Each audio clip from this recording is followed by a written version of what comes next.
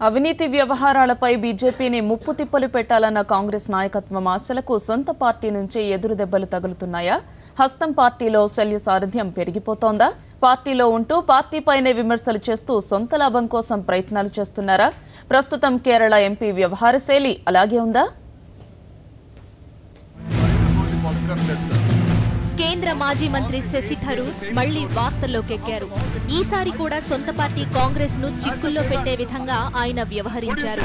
Lalit Modi visa వివాదం, Vyapam scam పై అధికార బీజేపీని ఇరుకున పెట్టి ప్రజల అభిమానం సంపాదించాలని కాంగ్రెస్ వ్యూహకర్తలు నిర్ణయించారు. ఈ నిర్ణయాన్ని శశి థరూర్ తీవ్రంగా వ్యతిరేకించినట్లు తెలుస్తోంది. ముఖ్యంగా పార్టీనుద్దేశించి ఆయన చేసిన వ్యాఖ్యలు చర్చనీయాంశమవుతున్నాయి. గతంలో బీజేపీ ప్రతిపక్షంలో చేసిన విధంగా ఇప్పుడు కాంగ్రెస్ చేయలేదని, అలా చేయడానికి కూడా పరిస్థితులు అనుకూలంగా లేవని శశి థరూర్ అభిప్రాయపడ్డారు. ఇందుకు ఆయన 3 కారణాలు చూపారు. ప్రస్తుతం కాంగ్రెస్ బలం 44 మాత్రమేనని, గతంలో బీజేపీ బలం 110కి పైగా ఉండేదన్నారు.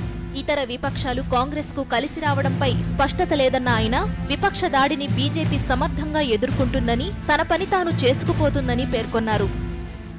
సహజంగానే శశి థరూర్ వ్యాఖ్యలు కలకలం రేపాయి. కాంగ్రెస్ అధినేత్రి సోనియా గాంధీ శశి థరూర్ పై తీవ్ర ఆగ్రహం వ్యక్తం చేసినట్లు తెలుస్తోంది. పార్టీ మీటింగ్లోనే ఆమె శశి థరూర్ ను మందలించినట్లు తెలుస్తోంది. ప్రతిసారి ఇలాగే చేస్తారు, ఇలా చేయడం మీకు అలవాటుగా మారిపోయింది అంటూ పరుష పదజాలంతో సోనియా మండిపడినట్లు సమాచారం. ఇదిలా ఉంటే బీజేపీని సమర్థించేలా శశి థరూర్ మాట్లాడటం ఇదే మొదటిసారి కాదు. గత ఏడాది నరేంద్ర మోదీ ప్రధానమంత్రి పదవి చేపట్టిన తరువాత మోదీపై శశి ప్రశంసల వర్షం కురిపించారు.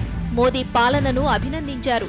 ఈ వ్యాఖ్యల వెనుక శశికి రహస్య ఎజెండా ఉందనే అనుమానాలను కూడా కొందరు వ్యక్తం చేస్తున్నారు. భార్య సునంద పుష్కర్ అనుమానాస్పద మృతి కేసు వెంటాడుతుండడం, ఐపీఎల్ కొచ్చి టీం ఫ్రాంచైజీ వివాదం నేపథ్యంలోనే శశి థరూర్ ఇలా వ్యవహరిస్తున్నారని వాదనలొస్తున్నాయి.